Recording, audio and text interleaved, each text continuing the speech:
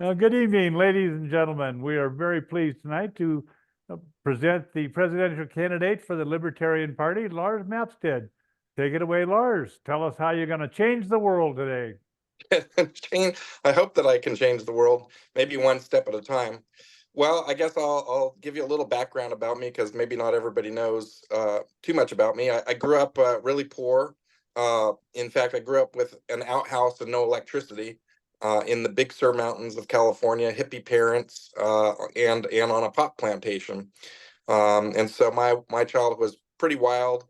Uh, and at some point in there, I was living near Silicon Valley and had gone to high school near Silicon Valley and ended up in working in Silicon Valley just at the time that the internet started up, and quickly found that that was my passion. My skill set was marketing and computers, and I quickly started a bunch of internet companies.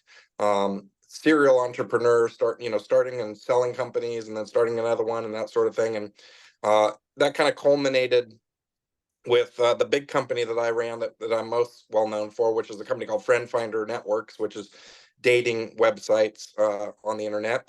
And I grew that with my partner to 600 employees, doing $350 million a year in sales. And then in 2007, I ended up selling that company for $500 million and thought I was going to retire at 40 years old, and that didn't last but about 3 or 4 months before my brain started attacking me and saying you have to do stuff. I'm just a person that likes to get things done. I like to sink my teeth into new projects and new ideas and that sort of thing. And I guess I'll tell you a little bit about how I became a libertarian.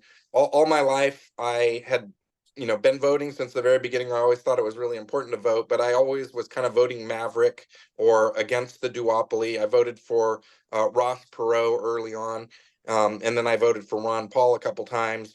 I really didn't feel like the Democrats or the Republicans represented me. And there was a certain point where I realized that we have the illusion of choice in America, that I was voting for Bill Clinton or Bush my entire life, it seemed like. And now we seem to be voting for Trump or Biden my entire life. But that these candidates are pre-selected by the duopoly, and we really don't have a choice. You're going to choose between whatever they give you on the A side or whatever they give you on the B side, and that no one else ever really has an opportunity to win. I was really disillusioned when Ross Perot didn't win. I was disillusioned when Ron Paul didn't win, because I felt like these guys were way better candidates and had much more they wanted the best for America compared to the other candidates. And I just was kind of sad that America chose the other guys, but I didn't realize how rigged the system was against them. Right, as soon as Ross Perot started making any waves, they completely changed the rules on him. When Ron Paul was running, they changed the rules on him as well. So in 2007, I was on the internet. Facebook is just kind of coming around, and all my friends were sharing um, these online political quizzes that would tell you what party you were affiliated with. And I thought, well, this will be a hoot, because I've never known if I'm a Democrat or a Republican. So now I'll finally know when I take this quiz. And so I took the quiz, and it said, you're a libertarian. And I said, what the hell is a libertarian? And interestingly, even though I had voted for Ron Paul, the message that he had run as a libertarian one time never kind of really got through to me. And so I Googled what is a libertarian, started reading the party platform, and thought, wow, I've really found my people. I found people that are for the Second Amendment and that are also for legalizing drugs, that are against foreign wars, and most importantly for me was that they were against the Federal Reserve and against the endless printing of money and stealing from the American people. And also they were for no taxes. So these were all things that hugely resonated with me. And so I think Gary Johnson was the first campaign that I ever donated actual money to. But even after all that, I still didn't know that there was a Libertarian Party. I mean, I was registered to vote as a Libertarian, and I figured that's all you needed to do, right? And so I think that even though it took me quite a bit to get to the Libertarian Party, I felt like the messaging from the Libertarian Party could have been better, because I could have been scooped up a long time earlier.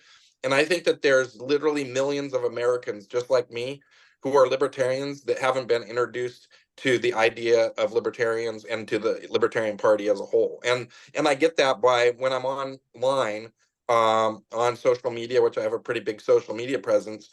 People say, "Oh, you're just a libtard because it has the word lib in libertarian," or "You're a MAGA who smokes dope," right?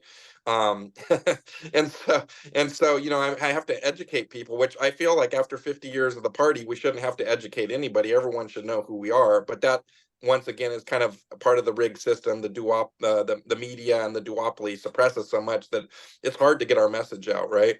And so what essentially happened and why I'm running for president is, COVID came along, and I was watching Joe and Spike, running their campaign for president, and they were traveling around in a bus, and they were reaching like 10 or 15 or 20 people in each area that they would go to into a park or something like that. And I realized that the people they were reaching were just the people in the towns that were libertarians that really wanted to meet them. It wasn't reaching new people. And I thought, well, I could take that same money that they're spending that way, and I could apply it to social media, which I'm an expert at, which has been my profession for 30 years basically. And I could reach millions of people with the same dollars, right? And when I was running Friend Finder, I've literally spent over $100 million or more on Google advertising and Facebook advertising and this sort of thing.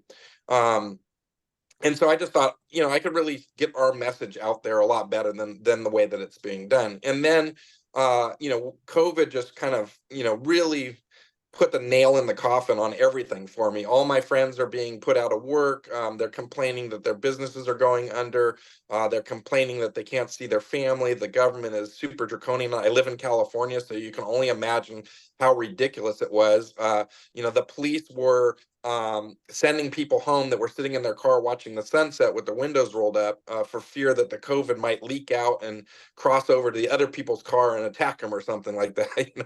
And it was just a little bit ridiculous. And then we had BLM, which was the Black Lives Matter thing, and then we had January 6th, which was kind of two bookends of COVID. And I realized that everybody in America was pissed off that people were feeling disenfranchised. People were feeling like the system wasn't working for them. The criminal justice system wasn't working for them. The election system wasn't working for them. And the economy and all that kind of stuff has just all been rigged against the regular people. And my friends kept saying, "Lars, you're really good at finding solutions and coming up with ideas. You should run for office and bring some of your expertise to this, to bringing liberty to more people and to introducing people to the Libertarian Party." And so that was kind of when I decided in 2020 that I would start running, and I actually filed to run in 2021. And so I've been running already for 3 years, and I knew I needed a long runway. I hired Larry Sharp about a year ago, but he has kind of been advising me along the way for quite a bit. And I have a huge professional team of people. I've put $500,000 of my own money into the campaign so far, which is more than all the other candidates have raised combined.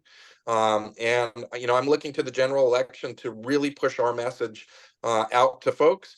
And I'm running to essentially unrig the system, which you heard. And I'll give you one more little piece here. One of the ideas that got planted in my mind was this idea of winning an electoral vote on election night. Instead of just winning 1 to 3% of the vote, we have an opportunity to win an electoral vote and put gold on the map on election night. So imagine if they're going across the map and California is blue and Texas is red and Florida is red, New York is blue, and then what the hell is this gold crap doing on the map? And the talking heads and the media people's minds would be blown, right? So I looked at all the states, and there's like 4 or 5 states that are within reason of winning. You're not going to win California or Texas or anything like that, but you could win something like Maine or Nebraska, where they split up their electoral votes. And there's only 250,000 people that you have to get to vote for you in order to win an electoral vote. So I believe that this is actually an achievable goal. And so that's one of the things that I'm really pushing for, because I believe that can bring us $50 million worth of free advertising, just in kind of the way that we would, shake things up, really, give a middle finger to the duopoly.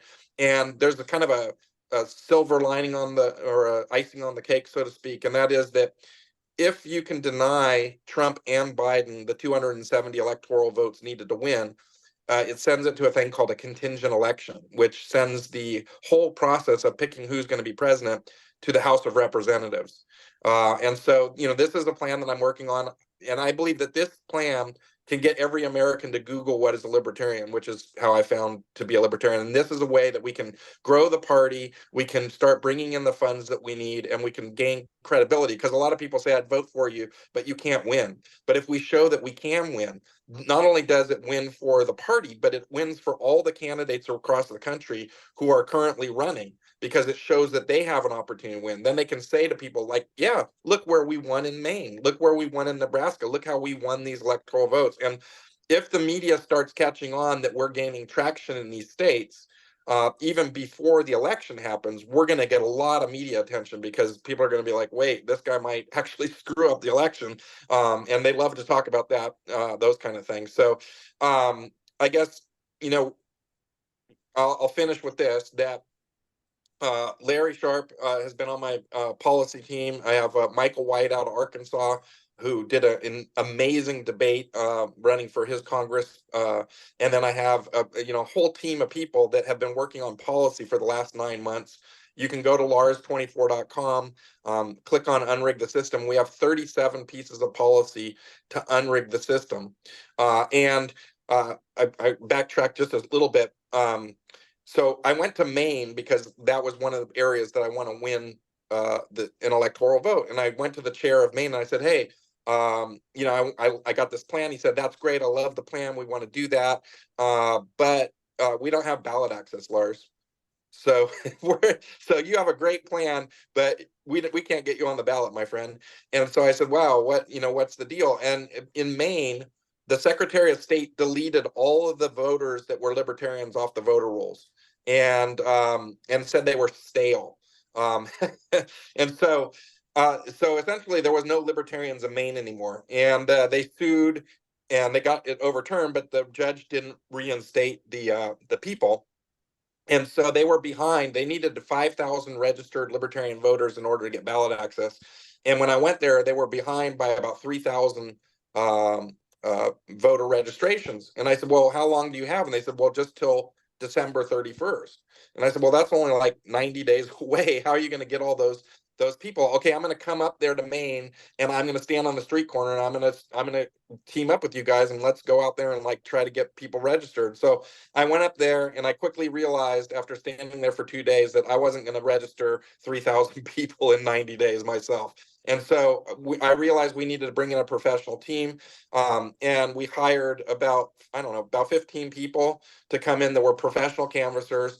And I put $25,000 of my own money in, along with Richard Winger and Bill Redpath, who are both huge ballot access guys.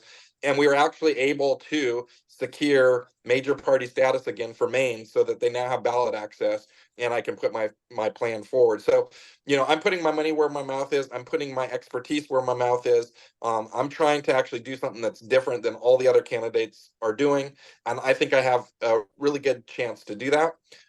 And so, yeah, I think that's just kind of a good background, and I'd be happy to take any questions you guys have.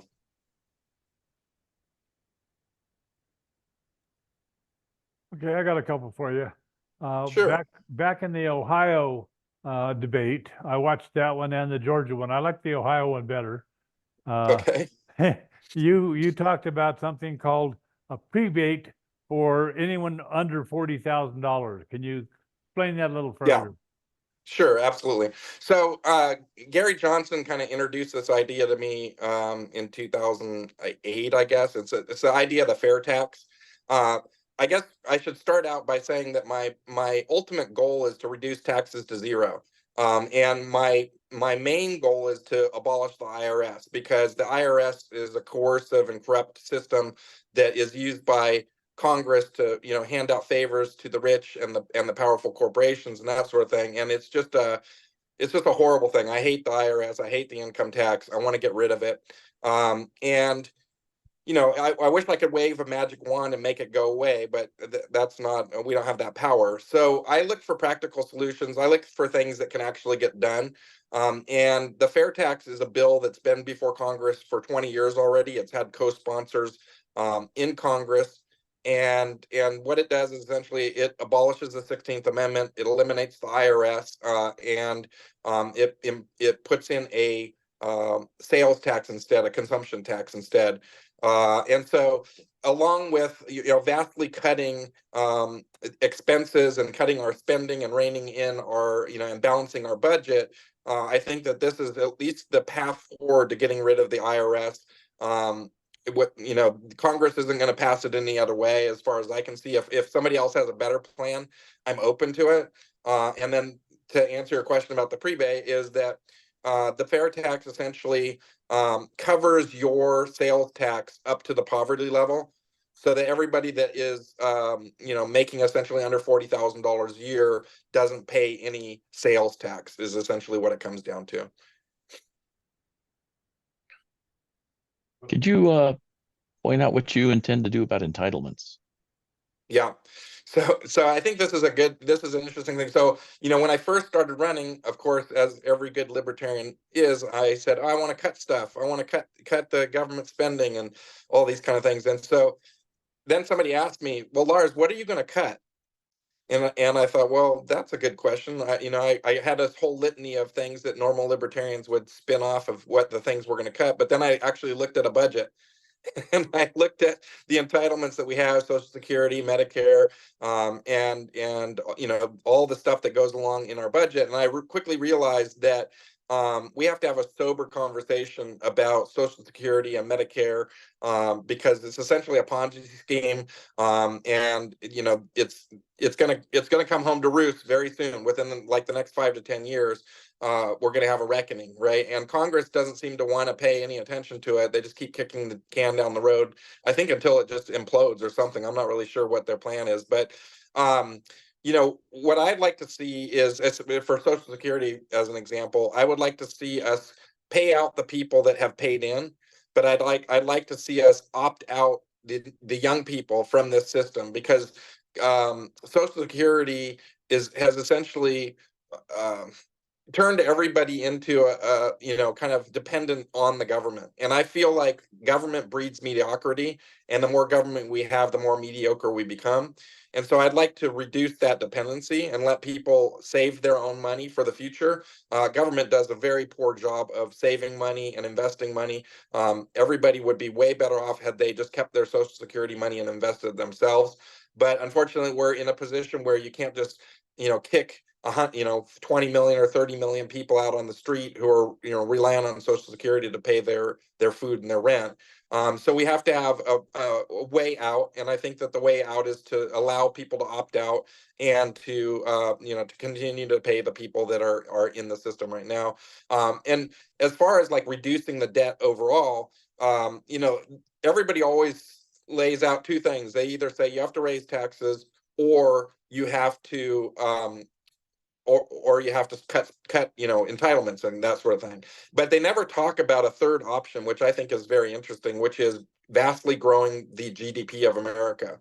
If you go to 5 or 6 or 7% GDP growth, which I mean is a lofty goal, but it is attainable. The amount of tax revenues that you bring in without raising taxes goes up astronomically. And in fact, we would be able to reduce taxes and still be bringing in enough revenues to start paying off our debt. And part of that is a plan that I have to initiate a energy race. And it's a little bit of a weird jump, but energy is the number one thing that controls the price of things in America. Everything is touched by energy, the cost of energy. And I would like to see us drastically reduce the cost of energy by abolishing the NRC, the Nuclear Regulatory Commission, by allowing for the market to find the best possible solutions for reducing energy. And I think that energy independence is a national security issue as well, because we get into a lot of foreign wars just around oil and around energy in and of itself. And if we had abundance of energy at super reduced cost, I think that we could start cutting some of the foreign wars that we have down, and stop relying on the Middle East as much, to power our economy and to grow our economy. So I hope that answers your question. Lars, I do have a follow-up regarding Social Security specifically. So knowing that we give more in benefits annually than bring in FICA, Yep. and we don't even have 4 years worth of Social Security in the trust fund currently. So could you expound some on how that would work? Because Yeah. okay. Yeah, because it's a conundrum, right? I mean, that's why I said we have to have a sober conversation about it. And as a matter of fact, if we stopped collecting FICA tomorrow, Social Security and Medicare are actually bankrupt in 9 months. All the money that people think that they have saved up and that's in there in some piggy bank is just gone. And it's I think that the government must just assume that they're going to print their way out of it. But printing their way out of it just means that all the rest of us have to pay for it, right? Like they can either tax us or they can print their way out of it. That's really the only solutions that they have. But that's why this energy race that I'm talking about, I think, is so important, because it will drive jobs to America. It will bring corporations to America. If we get rid of our income tax structure, this will drive a lot of new corporations to come to America to want to do business here. We can really energize our economy. And if we energize our economy, we can vastly grow the amount of money that it's producing. And by doing that, even if we had the same tax rate, which of course I'd like to get to a consumption tax, but let's say we still had income tax, that income tax, the amount of money that we'd be receiving would be a lot higher.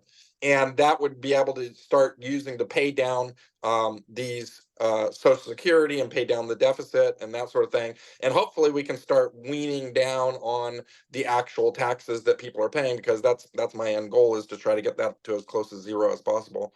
But I think a lot of libertarians come in and they just think that you can wave a magic wand and like fix everything. But the reality of it is that if I become president, which is a pretty long shot as it is, but if I do become president, we have to work with Congress in order to get these things passed. And so I think there's a lot of ideas that that I have the North Star of, for as an example, like zero income tax. But if Congress came to me and said, Lars, we're willing to pass a 10% across the board tax decrease, I would sign that, because it gets me closer to my North Star of no taxes, right? So, I would work with whatever tools that I had to get us as close to our libertarian ideals as possible, within, the framework of what we basically have to work within.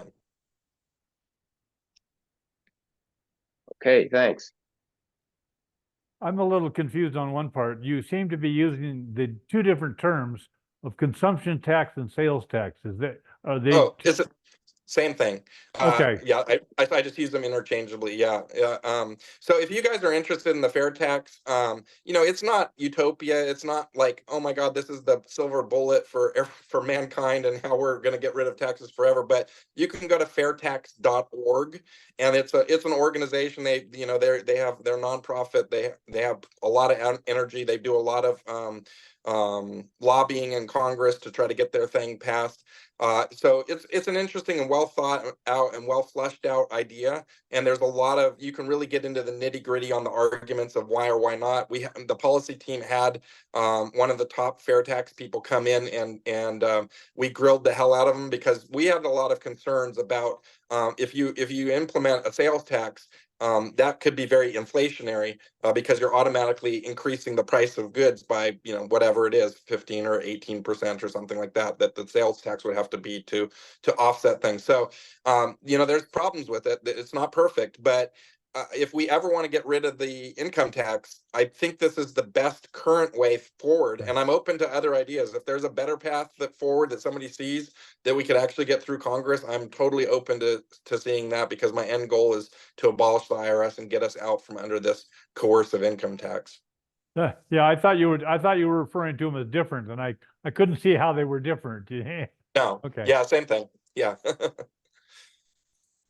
Okay. I got something, Dave, if you're good. Yep, rock on. Hey, Lars, I'm Sid Dad. I'm the chair of the Montana Libertarian Party. I would, one of the things that interests me is what is your plan to start digging us out of our national debt? What do you propose there? How would you tackle that? Yeah, I mean that really is that energy race. So there's something like 9,000 shovel-ready projects that could reduce the cost of energy, but they're held up by regulatory agencies and government bureaucracy. We can get those things going immediately, and that would be a huge boon. But right now, China is building 200 nuclear power plants, and France, is the leader in the world as far as nuclear green energy, so to speak. They can build a plant in 4 to 8 years, where America takes 40 years to build due to all the regulations and restrictions that we have. And so I'd like to compete against China and get these small nuclear power plants, the SMR power plants, thorium salt reactors, that sort of thing. And we've got an idea to replace all the coal-powered plants in America with these small power plants, these nuclear power plants. They're much safer. They use up 100% of or like 98% of all the waste. So there isn't this problem with the waste, and there isn't the problem with the melting down anymore. And I think that if we embrace an energy race, private companies will be able to really leapfrog this technology, and we basically haven't done anything with it for 50 years, and we've essentially stifled it. And so I want to unleash the energy race, unleash America's potential, and really get our economy going. And that's how we reduce the debt. So there's only a couple ways to reduce the debt. You can either cut spending, or you can raise taxes. That's really, those two things. Or you can do this thing that I'm talking about, which is vastly increase the economy of America. And with that kind of dividend, we can start paying down this debt, which is essential, because the government has stolen $34 trillion from the American people. The system is built to essentially transfer money from the Federal Reserve to the banking cartels, which then bro out their corporate buddies. And by the time it makes it down to you and me, we're getting like a penny on the dollar, and that's after it's already been inflated. And so, you hear the left talking all the time about income inequality and wealth inequality, and I argue that the Federal Reserve is the direct reason why we have wealth inequality and income inequality in America, because it is built to transfer the money from you to the banking cartel and to the corporations. This is a corrupt system, and it just needs to be abolished. The Federal Reserve has to go. It is one of the worst things in America, right up there with, for me, the IRS.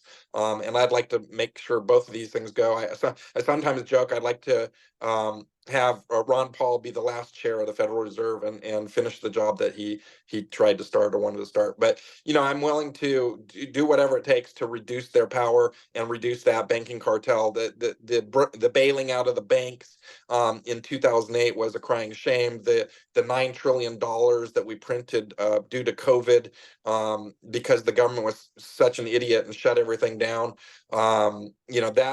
That's inexcusable. And these are our politicians that are supposed to be leading the country and supposed to be having our best interests at hand. And they're just, they seem to be accelerating. They're putting their foot on the accelerator as far as the debt goes. It's just, getting out of control. We have $1 trillion this year just in servicing the debt in interest. That's more than the entire military budget, which is insane to me. And so, yeah, I think what the answer is, we have to vastly grow the economy, and start, digging ourselves out of this hole. And of course, cutting spending, but those entitlements take up like 80% or 90% of the current spending, and with the interest rate, you could get rid of all other government spending, and you'd still be deficit spending just with Social Security, Medicare, and the main entitlements that we have. And so that has to stop, because it's unsustainable. So regarding the military budget, so I hear what you're saying about paying off the debt at current spending rates, but do you feel that we could reduce military spending, with our 700 plus bases around the world? And additionally, when it comes to the military, has there been any military action by the United States in this century that you would have supported? Yeah. Obviously I'm for the libertarian position of, scaling back our military presence around the world. I feel like all my life, like you just pointed out, we've been at some kind of war or another, or some kind of conflict with somebody somewhere. We spent 20 years to replace the Taliban with the Taliban. We caused a lot of death, we caused a lot of suffering, and we got absolutely nowhere. And we literally printed, whatever, $1 trillion to do that one operation. I think that I like to say, we don't like government coercion in our lives, and Americans don't. Democrats don't like it when Republicans tell them how to live their lives. Republicans don't like it when Democrats tell them how to live their lives. Could you imagine being in a foreign land where America is coming over with its military might and telling you, you have to live this way, you have to behave this way, you have to adopt our democracy, you have to, whatever it is that we're pushing on people. And it seems like, we back different groups just whatever the wind blows that day, right? Like we'll be backing one group and against another, and then suddenly the enemy is our friend, and we're using them to kill off people. And really, this is just a giant machine for the military industrial complex to just keep printing money and bro out the corporations that are corrupting our politicians. But the military budget right now is 900 and something $billion. And that's not even what the deficit is, right? The deficit's much higher than that. So even if we got rid of the military 100%, we'd still be deficit spending. But absolutely, we can cut. That's one area that we can absolutely cut back, and will help, start paring down the deficit. One of the things I ask people a lot, and this is a question that I use on just regular people because it is so effective. I say, do you believe that the government is spending the money it takes from you wisely and efficiently? Huh. I've never had anybody say yes, right? Democrat, Republican, nobody has ever said, yes, I think the government's spending it wisely and efficiently. So I always use that as a starting point and say, look, we have to get rid of the fraud and the corruption. That's the low-hanging fruit, right? That's the low-hanging fruit. And right now, Medicare is one of the biggest expenses that we have, and we have no transparency into it. And if you look in my healthcare policies, that's what that is about, trying to unrig, is that we need more transparency in our spending. People don't even know what's in our Medicare spending because it's not transparent. We can't really even see what it is in order to see where the fraud and waste are. They don't, detail it out. And that's something that's in my policies that we'd really like to force healthcare companies and Medicare to disclose all their fees and how they're spending the money and where the waste and fraud is, so we can get in there and kind of tackle some of that.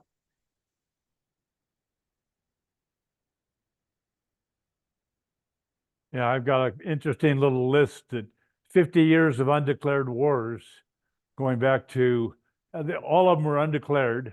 Yes. And we haven't won one of them. Yes. So I'm very much against the AUMF, authorized use of military force. I believe Congress should declare war if we're going to go put people in harm's way, or we're going to be taking military action. That 100% should be Congress. And I believe it's not just that. Congress has given way too much power to the President of the United States. And part of my position is to reduce the power of president, to give back that power to Congress and make them do their damn job, because they essentially slough off their job, put it on the president, and they use him as kind of a shield to do the dirty work. And then they can keep sailing into, being reelected and that sort of thing. So one of the things I talk about as far as reducing the bureaucratic state, reducing the bureaucracy, is that there's a thing called the Plum Book. And the Plum Book is a document printed out by the government, and it details 7,000 positions that the President of the United States is authorized to fill. And not only that, but those 7,000 positions all have legions of people underneath it. So it turns out it's about 50,000 people that he has direct control over. Yeah. My plan would be to not fill any of those positions, Just leave them empty. And that is totally within the power of the president to do. And what would be super interesting about that is if Congress feels that one of the positions that I didn't fill is super necessary, they can create a law to create that position, right? But I want them to do it. I don't want them to use the president as their shield anymore. I want them to do their damn job, right? And I got that idea because when Trump took office, there was a bunch of people complaining that he didn't know how to do it because he wasn't a bureaucrat or whatever. And so he hadn't filled these positions. And they were all whining that things weren't getting done or that the government wasn't functioning as efficiently as it could or whatever. And I thought, well, that's great. I think I would just not fill any of those positions and let's see what's left standing after they get done cutting the hell out of it. So magic wand, what would you do with the CIA and FBI? Like get rid of that crap. If I could wave a magic wand and get rid of it, those agencies have been corrupt. Going way back. It's not just like modern times. They've been corrupt. All my life or more.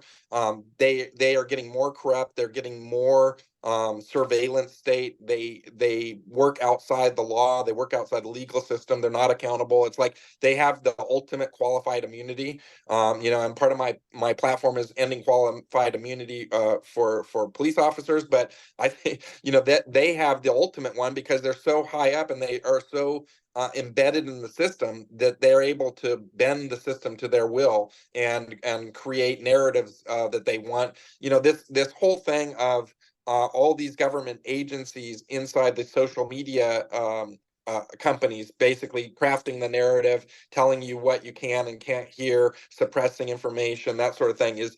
I find that amazingly dangerous. Government should not be involved in limiting speech in any way. That's what our First Amendment is all about. And so we need to get rid of these guys. I believe that most legal system, most judicial stuff can be handled at the local level, that the federal government could be vastly reduced in all scopes across the board, and that the local level is much better able to handle how to deal with you and the problems that you have and the people in your community and what they should or should not be doing. The federal government is just ridiculously oversized. I put out a post that the government is a parasite and it consumes everything until there's essentially just a husk left, right? And it's like that's why these other countries like Rome and Empire and the Greeks and all that, they failed because the government just gets so big and bureaucratic that it pulls down all the ingenuity and all the fire that people have, and they become mediocre and they sit around and get fat and they don't want to do anything productive, right? And so we have to get back to less government so that we can be really just kicking ass for all of our citizens, so we can have great jobs for people, so that people can live their lives free without government coercion at every turn. I don't know about you guys, but I often will read like an article. It's often local, but sometimes it's a federal thing or a state thing, and I just shake my head at how ridiculous some of the bills are that are passed, and some of the laws that people are trying to pass, and some of the ways that the government is trying to coerce us. It almost doesn't even make common sense, and we feel almost powerless to do anything about it, right? And so for me, my whole campaign is about giving the Libertarian Party a win so that we can actually have a seat at the table and we can start dictating some of the solutions that we need in order to have a freer society, right? And my Voters' Bill of Rights, please take a look at that. If you take a look at nothing else, my Voters' Bill of Rights, we spent a solid 9 months on, and it's nonpartisan. It can go out to Congress people, state assembly people, and it levels the playing field. It gets ballot access easy. It allows for any citizen to audit the voting system. It allows for transparent machine code so that you know what's in the stupid Dominion machines. It allows for you to audit it. It returns the voting rights of people who are felons who have served their time. It allows you to get a paper receipt when you vote so that you can match it up to what the government has and you can audit the system yourself and make sure that your vote was counted properly. It allows for redistricting of states. Right now, states can't have more than one representative per district. We'd like to allow for multi-member representation, so that you can maybe have 2 Democrats, 2 Republicans, and a Libertarian representing people in Congress instead of just Democrats and Republicans. So I think that that's that's one of the pieces that I'm really proud of. The team worked really hard on, and it's resonating with people. I've given it to Kennedy. I gave it to Cornel West when I debated with him earlier this week in California.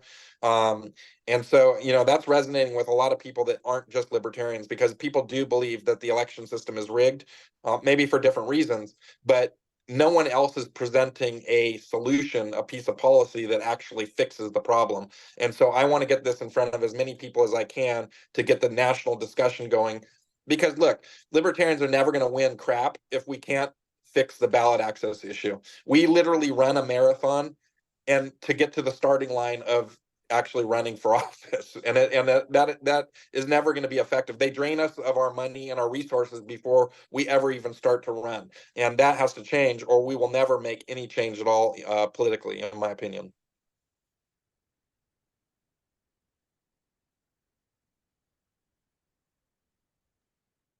So how do you perceive the what's going on at the border, and what's your immigration policy? Yep. So I think immigration is one of those really hard issues, I think, and it's kind of almost a personal issue. But what I can tell you is I don't want to see moms and kids being cut up by barbed wire. I don't want to see people suffering. I don't want to see families separated. And the system that we have right now is just pure chaos at the border. And part of that has to do with the drug war, the 50-year failed drug war, and I'll tell you why I believe that. So essentially, the government handed a monopoly to the cartels, and the cartels, if you're in business to sell drugs, your goal is to get more people hooked on drugs. So I believe that the government handed a monopoly to the cartels, and it essentially has created a drug problem in America that wouldn't otherwise exist. And so I would like to end the failed war on drugs. And this will cut the cartel's power. And part of the reason people are fleeing their countries in the southern border is because of all these drug cartels. So if we reduce the drug cartels, we're going to reduce some of the people fleeing these other countries. And then for the actual policy of what we should do at the border, obviously, I feel like we should end the chaos at the border, that it serves no useful purpose to have people just streaming across in all directions where bad actors could come across and do nefarious things. But I want a system that is super easy and super transparent. So for instance, if I'm a visitor, me personally, if I go to England or I go to Australia or Japan or whatever, I show up at their border and I say I want to come in, and they let me in. I mean, there's never an issue, right? Like I've never been like turned away from a country where I went to, and I've been to literally like 50 countries. So as a visitor, I think anybody should be able to come in and be a visitor. If you want to come in and work, we should have easy access to work visas, but not only that, we should be matching up employers that want workers with the people coming across the border, so that we can integrate people into jobs as quickly as possible. Because one of the biggest issues that I have with the border is the entitlement state. So as long as we have an entitlement state, the border issue is tricky, right? If we get rid of all entitlements, then the border issue becomes a little bit easier for me to deal with, right? And I take a lot of my border policy from Larry Sharp. He's put a bunch of pieces of policy together, but essentially I'm on board with the same things he has. Like I said, I ran a big tech startup, and I also live in an area that's a lot of migrant farm workers, and so I have a lot of friends who are farmers who who have migrant farm workers, and they're necessary to have those farm workers because no one else wants to do those jobs. And then in the high tech area, we could never get visas. We could never get the government to give us pieces of paper to bring in high tech workers. And so, and then on top of that, I have quite a few friends who are married to people who are not U.S. citizens. Maybe they're from the Philippines, maybe they're from Canada, maybe if they're from Honduras, wherever they might be from. But it takes like up to 10 years for these people to become citizens, even after they're already married to their American spouse. And to me, that seems like an extraordinary long time. So I would like to just basically make it simpler, make it easier to come into the United States, do business, work, find a job, and become a productive member of society. I think everybody should have the opportunity to get the American dream, just like my ancestors did. My ancestors came from Ireland, from Scotland, from Australia, from England, and when those people came out of Sweden, and when those people came across, they were the poorest of the poor, and they would take any job that they could get.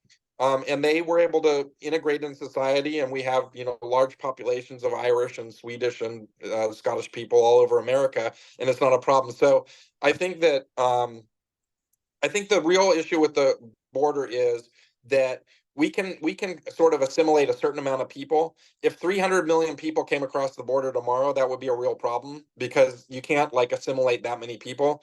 But I think if we probably it seems like it's pretty reasonable that we could assimilate like 1% growth a year, or or maybe like a 0.5% growth a year. So I think that we should foster people coming in legally and getting them into our system, and getting our economy productive again. And part of that is like we have an aging baby boomer situation, and you talked earlier about how there is not enough workers to pay for the Social Security people right now, and that is essentially, you can't just birth new workers that are like of working age right now. So the only way to really get more workers right now is through immigration, and so I think that that's actually a key piece to keeping our economy going.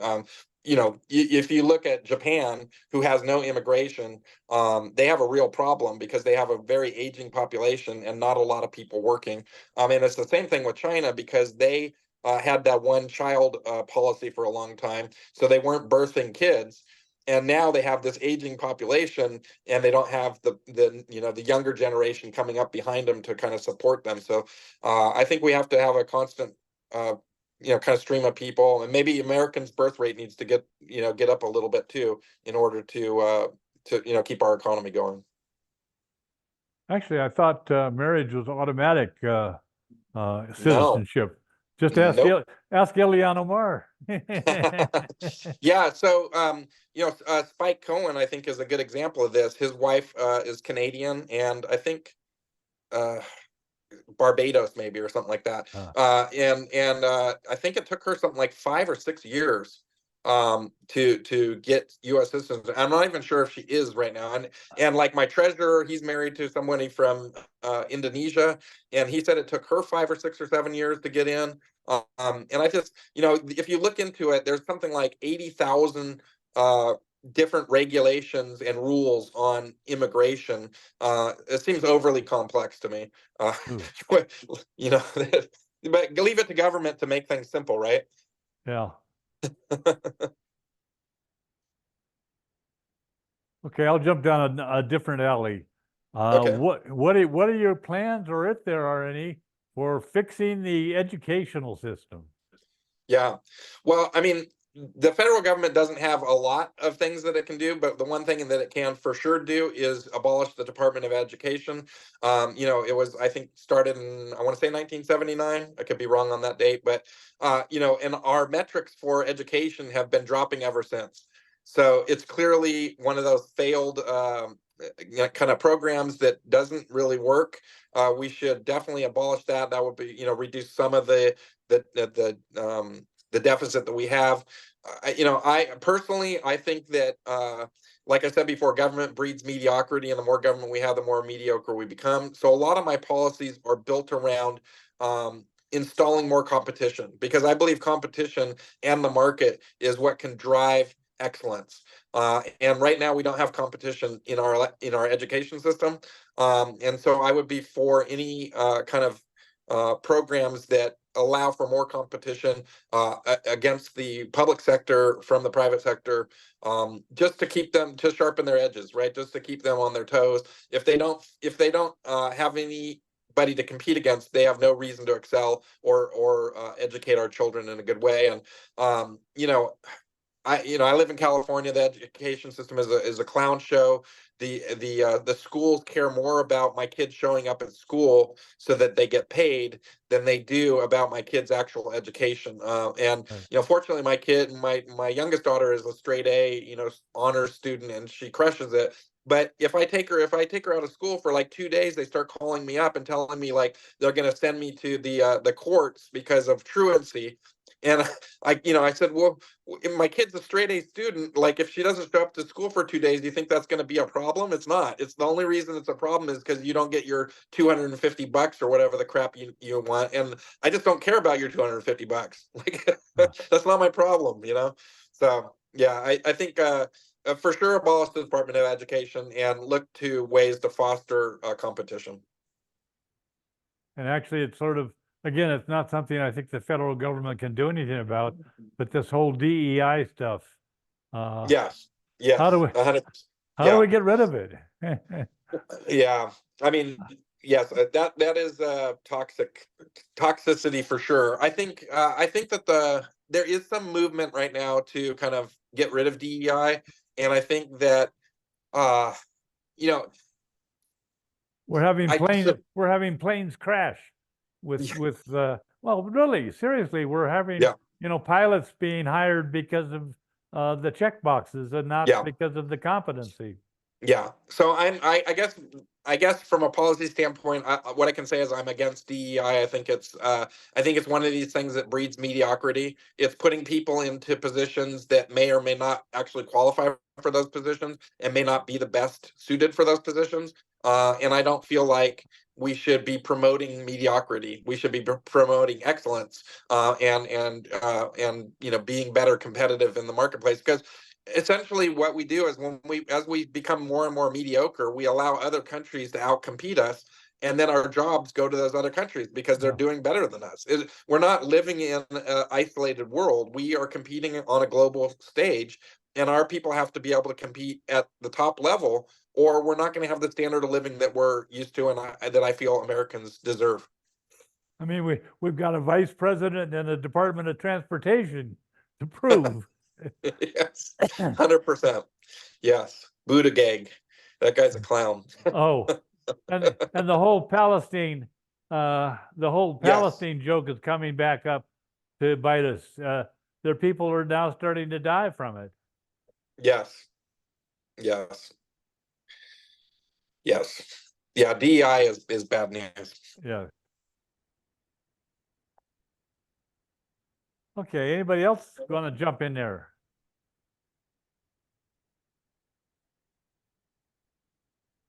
Doesn't sound like we're having a whole lot of people. All right. Well, we got a solid hour in. I hopefully I answered most everybody's questions and got you thinking about some things. And yeah, please go to lars24.com. Take a look at our actual policies. We have white papers on there that you can download that get really in depth, kind of nerdy stuff on exactly what we're trying to do and how we're going to do it. My campaign is really kind of taking off. I just won the California straw poll. Then that's a big prize to have. I won the Mississippi straw poll. And my marketing efforts are really paying off. I'm not waiting until the general election to really like get our message out there. I've been advertising on Twitter. Maybe you guys have seen some of my advertising while you're going around on social media. I've been putting it out there. I'm reaching about 500,000 people a day with those. And that's actually resonating with the media because I'm the only candidate that's been in national polls. I've been in 9 national polls so far. Wall Street Journal did 2 polls on me. Fox News had a poll on me, and then a bunch of other ones, Emerson College and one out of Detroit and that sort of thing. And it's pretty rare for a libertarian candidate to be polling before the actual nomination. That's a pretty rare thing. And so, I guess I'll leave you with this thought that, money is going to be really tight for whoever is nominated as the candidate, simply because Robert Kennedy is running and he's sucking a lot of the money out of the air, and he's also going to be sucking a lot of the protest vote out of the room that we normally get. And so the libertarian candidate this election cycle, I think, is going to be financially challenged, no matter who it is. And I'm the only candidate that has the resources to push us through to the general election. I have a PAC that is ready to be set up when I get the nomination, that will have at least $500,000 in it to start. And then I will also put in a considerable chunk of change of my own money. Like I said, I sold my company for $500 million. I was a lesser partner, so I didn't get all of that money, but you know, I have a decent chunk of change in the bank that I can use to help really push the message of liberty out there. And I feel like my plan to win electoral vote is actually achievable. And so I'd love to have you guys get on board, volunteer. I've got over 200 volunteers at this point. I've got a huge staff. And you know, we're looking to like really crush this and take this into the general election and finally get a win for the Libertarian Party. So hopefully you guys will get on board with me, be delegates in DC for me, and let's make this happen. Okay, well, Yeah, let you thanks a know, lot for your time. yeah, and Thank this will be up on YouTube, Awesome. probably in about 2 or 3 days. If you want to send people there, they search for the @ the Montana Libertarian Party, and that'll be up on YouTube. And Mr. Mapstead, we really appreciate you coming. And this has been the Montana Libertarian Party meetup with Lars Mapstead, the candidate for Montana, or for the Libertarian Party candidates for president. Thank you very much.